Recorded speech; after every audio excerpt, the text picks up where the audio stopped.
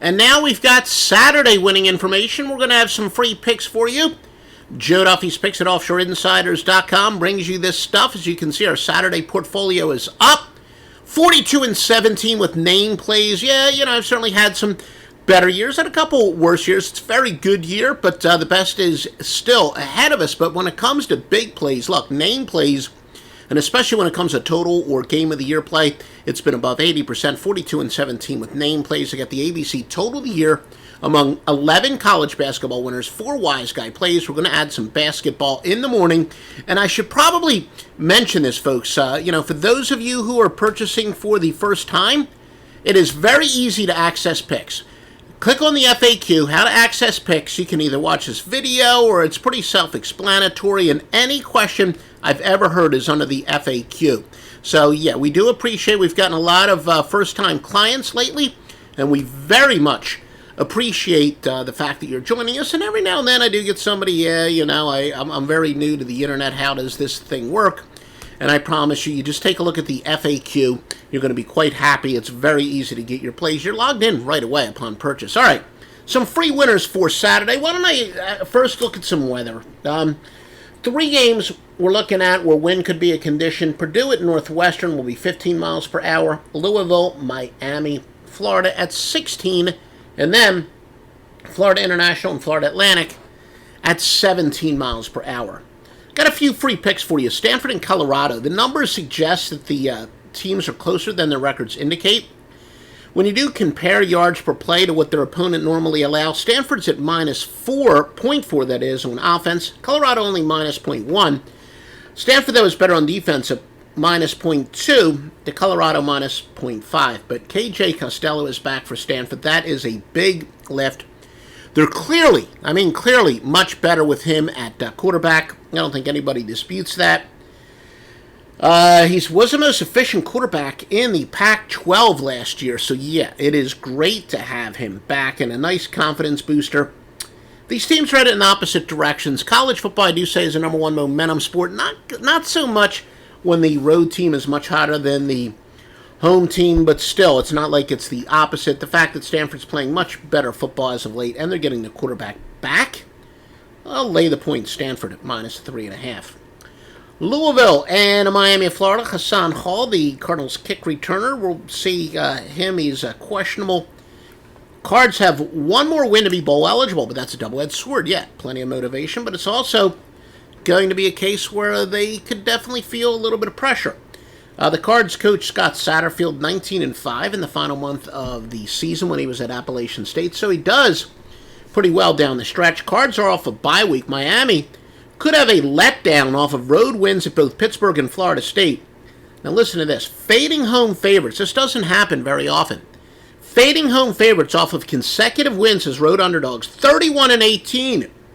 That would favor Louisville. Louisville averages 218 rushing yards per game, while the Hurricanes have allowed just 3 teams to rush for over 100 yards this season, so that should be a nice matchup. Louisville gets 4.9 yards per rush at teams that normally allow 4.3. Miami's defense, though, holds teams to 0.8 yards per play below their normal average. Mostly, as I said, because of the schedule maker. You got Miami in a possible letdown situation. We gave you a system that says it is a letdown situation for them. Louisville off of the bye. We'll take the points. Louisville plus 8.5. Wake Forest and Virginia Tech. Virginia Tech quarterback Hendon Hooker missed a 1-point loss to Notre Dame. He's going to be questionable for this game. Tech is going to be honoring longtime defense coordinator Bud Foster, who is retiring.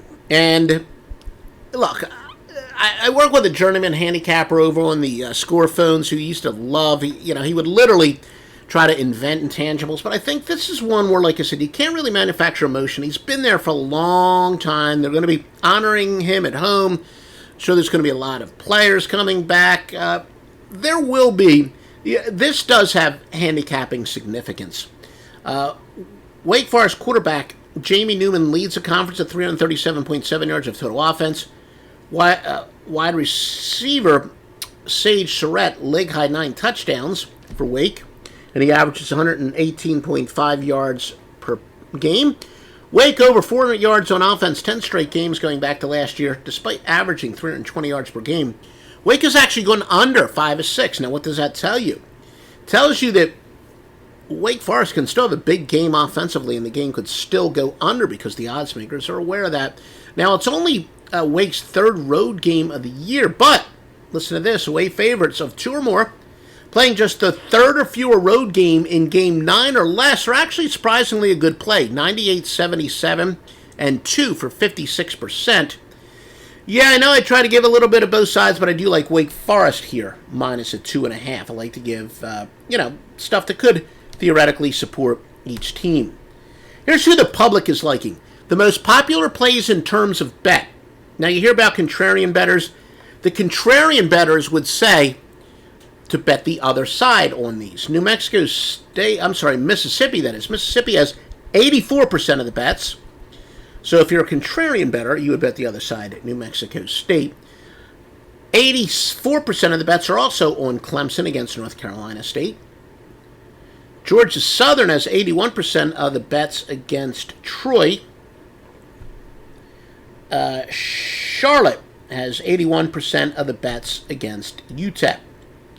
Now let's take a look at the most popular bets based on percentage of money, and therefore they would be the biggest sportsbook liabilities. Clemson, 93% of the money is on them. Florida Atlantic, 90% of the money is on them. Mississippi at 89%, and then South Carolina at 88%. Remember, mybookie.ag, they help keep this podcast free. These free picks, free. That's why they're called free, folks. They are incredibly reliable. They're going to pay you on time. You will never, ever sweat a payout. Never. It's that simple. I've been with them for years, and like I said, I've known some of the principals there even before there was a mybookie.ag. These are true business people. These are honest people, full of integrity. You'll never hear a bad thing about them. All the legitimate watchdogs out there, they'll tell you they're one of the best sports books in the world. Every vet at sportsbook is at offshoreinsiders.com, including mybookie.ag, but use the promo code Duffy. That ensures you'll get the biggest sign-up bonus, which is right now at 50%, and it's your way of telling them, keep supporting this great and free information.